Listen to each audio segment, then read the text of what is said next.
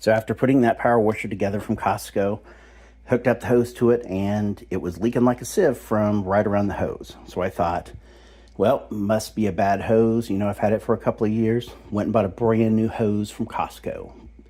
Wonderful, hooked it up, same thing. Got to looking at it a little bit closer, and the hose just wouldn't go in quite down far enough into this attachment that's on the bottom there. I took it off so you could see it a little bit better and show you what the fix is for it. You have to take out that screen, and what needs to happen is this generic little washer that you get to just put on a garden hose. You have to put it in underneath that filter and then put the filter back on it. And then that way it makes a tight seal around there. Doesn't leak at all. I'm trying to do this with one hand, but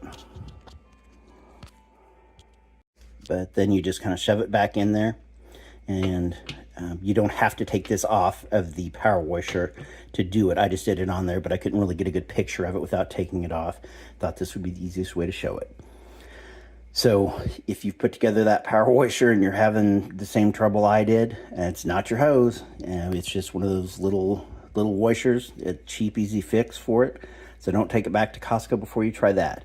I don't know if there was just a bad batch of them that got sent out and they forgot to put those washers in, because they were not included in that box. There were a whole bunch of little washers and O-rings that were replacement ones, but none of those were in there. If this helps you, please like and subscribe. Thank you.